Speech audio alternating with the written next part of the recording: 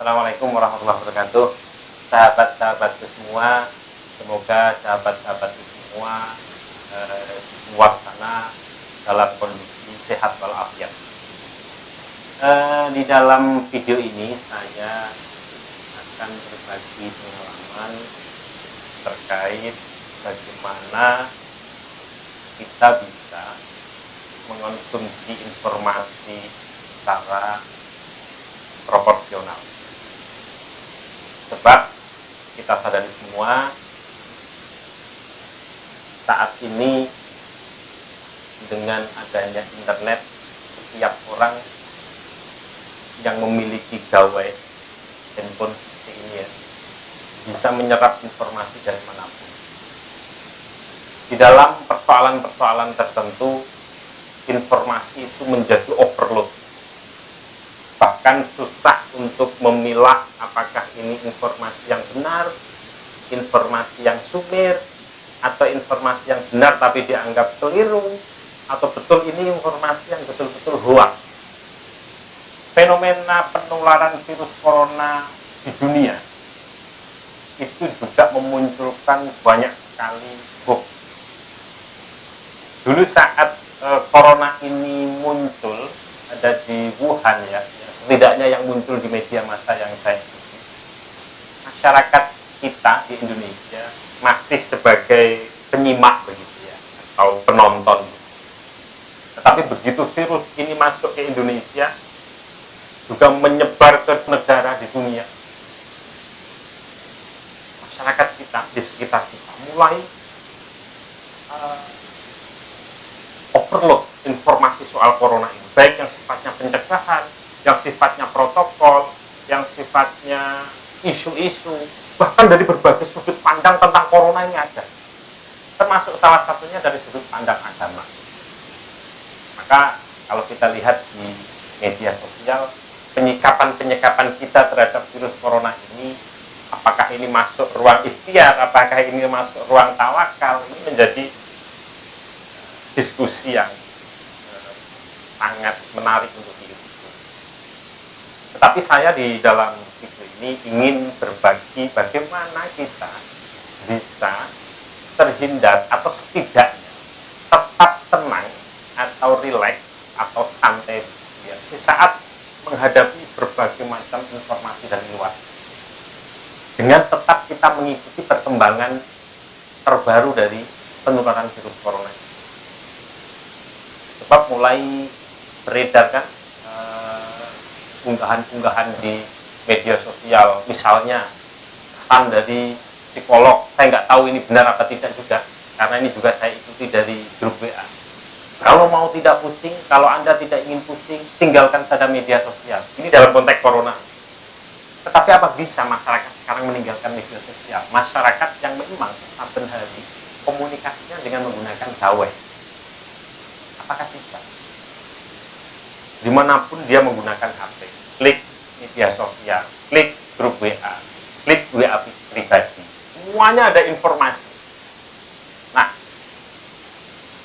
ada tips yang menurut saya simple ya, menghadapi berbagai macam perkembangan informasi, adalah kita sebaiknya mengikuti atau memfollow akun-akun yang memang bisa dipertanggungjawabkan ya, kebenarannya. Setidaknya bisa kita verifikasi datanya.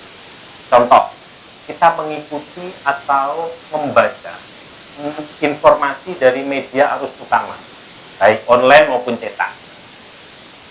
Ikuti saja itu, nggak masalah. Ikuti perkembangannya, karena memang perlu juga mengikuti perkembangan agar kita bisa memberikan sikap-sikap yang tepat begitu ya, atau respon-respon yang tepat. Itu saja media-media harus utama. Soal tafsir-tafsir macam-macam yang ada di grup WA itu tidak perlu kita lalu menyalin, lalu menyebarkannya, membagikannya ke grup WA yang lain, lalu menjadi gaduh suasana. Hoax terkait corona ini sudah banyak. Kominfo saja mendeteksi sampai pertengahan April itu sudah lebih dari 400 hoax khusus terkait corona. Lebih dari 400 hoax. Itu ada di berbagai platform media sosial, Facebook, di Instagram, Twitter, YouTube.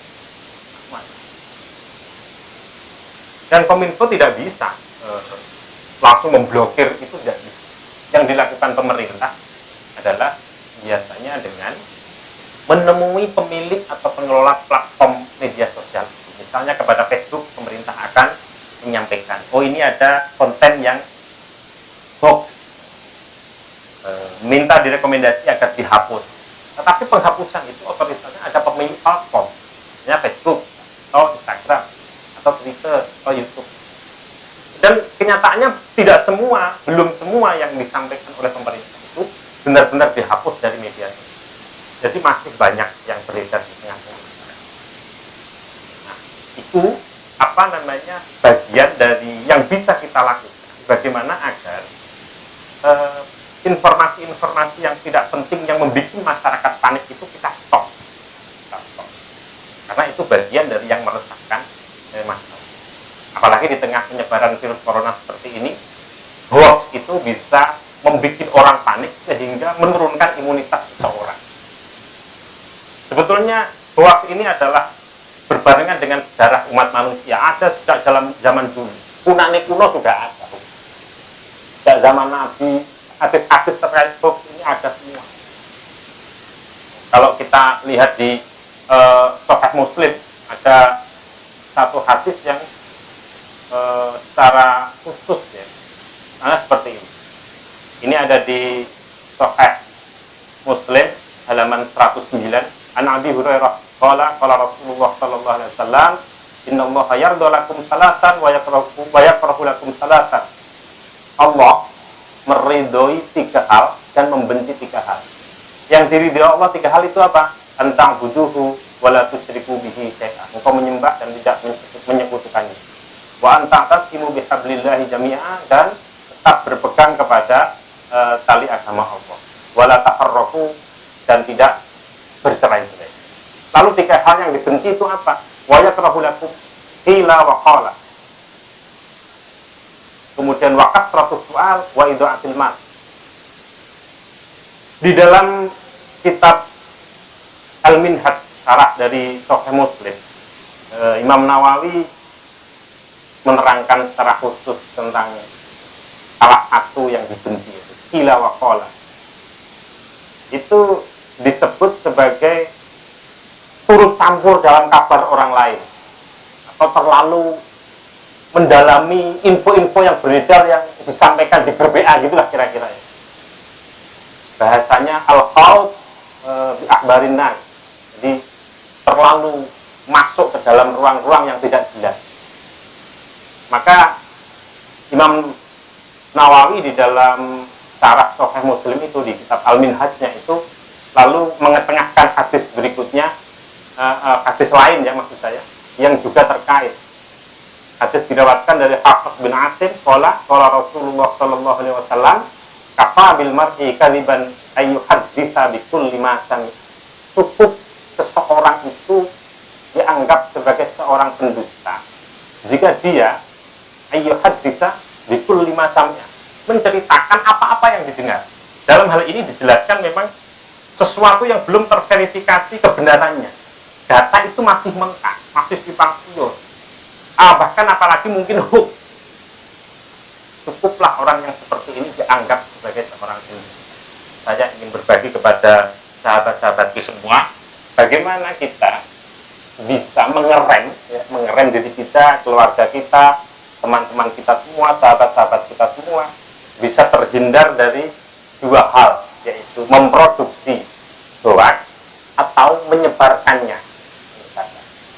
Pola-polanya sangat simpel penyebaran hoax itu. Hoax itu adalah informasi yang memang sengaja dibikin orang untuk menipu dan bias biasanya. Bias. Jadi susah bagi orang yang membacanya apakah ini benar apa tidak benar, ini sumir apa tidak sumir, itu susah. Orang yang membaca ini biasanya langsung mengopi paste, ditanyakan ke dalam grup, ini hoax apa tidak ya. Itu kalau 1 orang yang bertanya tidak begitu masalah dampaknya. Tetapi kalau satu grup itu ada 300 orang atau 200 orang sama-sama menanyakan itu bahkan ke grup yang lain, ke grup mereka masing-masing, ini akan cepat viral. Begitulah memang cara kerja hoax. Jadi dia menciptakan informasi, lalu disebar orang, dan bahkan orang yang menyebar ini atas nama mencari kebenaran. Padahal nanti pada akhirnya memang, ya sudah, targetnya memang kepanikan. Maka yang paling penting menurut saya simpel saja ya, karena memang masyarakat ini khusus untuk masyarakat yang memang saben hari memegang gawai ya, memang terkoneksi dengan internet, punya media sosial, yang memang tidak bisa kita meninggalkan media sosial, tidak bisa, orang-orang seperti ini tidak bisa. Maka yang perlu dilakukan untuk mengurangi kepanikan itu ya ikuti saja media arus utama, sehingga kita tidak tertinggal informasi, tetapi kita tetap berhati-hati dalam memverifikasi data. Kalau informasi dari TV bagaimana? Kalau informasi dari koran bagaimana?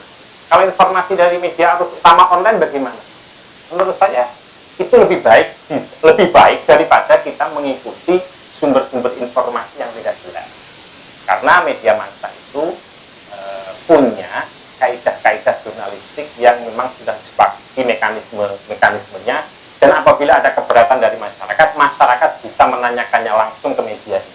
Artinya ini ada mekanisme yang bisa dipertanggungjawabkan. Bisa terkait banyak hal ya, pemilu, pilkada, macam, ada soal aliran-aliran, sentimen-sentimen aliran, fenomena-fenomena sentimen-sentimen organisasi, bahkan di tengah masyarakat sendiri hoax ini ada di sekitar kita. Sehingga dengan memegang kehati-hatian itu kita bisa selamat dari memproduksi atau menyebarkannya. Terima kasih. Assalamualaikum warahmatullahi wabarakatuh.